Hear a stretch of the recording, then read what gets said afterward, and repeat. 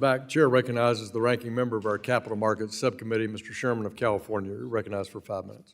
Mr. Chairman, you show us how long these statements can be. I haven't read the whole thing, but I'll point out that the analysts do, and that the market price that security trades reflects the opinions of dozens of analysts who have read the whole thing, and that assures a fair price for buyers and sellers, and we need as much disclosure as possible, including quarterly reports. You mentioned materiality. Materiality, as you quote the court, is what a reasonable investor thinks is important. And there is an effort by some even in this committee, but certainly in Washington, to brand as crazy or unreasonable the millions of investors around this world who look at climate as material. They want to know, they want to base their investment decisions on the effect that the company has on climate. And I would say that your duty to provide information to investors is just as great with regard to climate investors as investors who are looking at something else. We talk about, you mentioned in your opening statement some $2.7 billion in costs.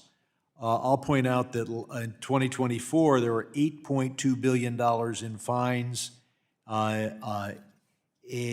levied, and that's just the tip of the iceberg.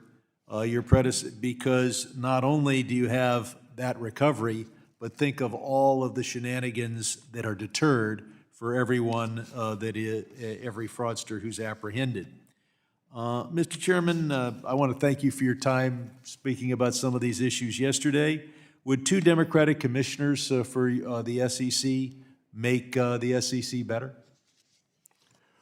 Well, I leave that to the President and the Senate send commissioners, but I've been now at the SEC for in and out for 35 years, and I've seen how it's worked, and it works well with 5 commissioners, but I've seen it with when Arthur Levitt and Steve Wallman were commissioners, and that was 2. And so, I mean, it's so the work gets done, but it's good to have a lot of input, and so I would be happy to work with whomever the President sends our way. Thank you. There are some great bills that have passed this committee, sometimes repeatedly, but unfortunately we have a United States Senate.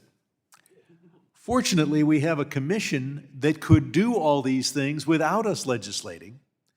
Mr. Huizenga points out that the e-delivery bill is meritorious and something that you can adopt by rule. And I will also focus your attention, as I did yesterday, on the BDC bill, which is, of course, part of the INVEST Act and freestanding legislation that would finally allow BDCs, as a practical matter, to be included in indexes. The next issue is the registered mortgage-backed securities, that is to say, mortgages in pools where the mortgages have not been guaranteed by Fannie or Freddie.